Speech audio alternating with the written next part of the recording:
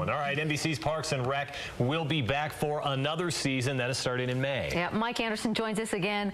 Mike, you've been a busy guy. We sent you to LA and you got to get a look behind the scenes, up close and in person. Yeah, busy doing some really fun stuff. I was there on the set in Studio City and got a good look at a really big spoiler, which I can't tell you a dang thing about. They would kill me. But what I can say is that the cast of the show works partly because they have fun on screen and off. First of all, he's drunk at his own telethon. The unique characters and their stories may be what fans of Parks and Rec get attached to, but the stars of the show like to give a lot of the credit to those behind the scenes. Our writers, I guess, you know, the old adage is if it ain't on the page, it ain't on the stage. And our creator, Mike Schur, and his team of brilliant writers are just amazing at continuing to write fresh, relevant stories. Andy!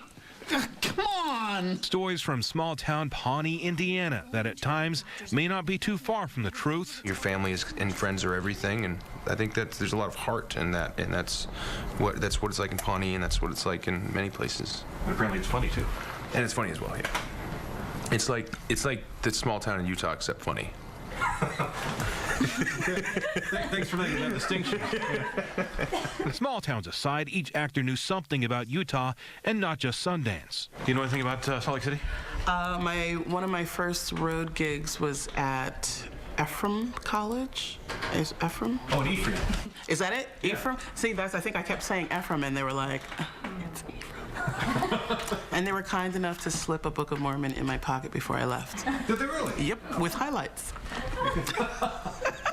But don't expect a serious answer from Amy Poehler and Adam Scott. Salt Lake City, we know a lot about Salt Lake City. Oh, Maple syrup capital of the world. Yep. Highest degree of pancake abduction. Yep. A lot of pancake abduction there. It's also the tallest tree in the world, and this is not a joke, is in Salt Lake City. I didn't know this. Yeah, it's a tree. It's 4,000 feet high. Certainly what helps sell Parks and Rec is some of that small town quirkiness and charm, but talk to some of the cast members and they'll tell you what really makes it is their chemistry. Several of them say this cast worked from day one. I think it's kind of lucky because you meet each other. Some knew each other, some didn't.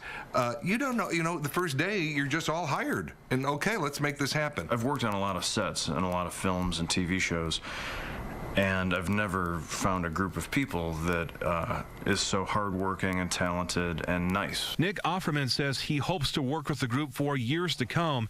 You'll be sure to see a few surprises in the coming season, but for now, these guys aren't giving away any subtle hints. Well, a lot of stuff happening this season. It's like very Game of Thrones this season. Like A lot of... every character dies. Yep, a lot of brutal deaths. Yeah, those guys would never be serious the whole interview. Parks and Recreation is back in May. You can catch it here on KSL Thursdays at 7:30. That was a fun Good trip. stuff. All right.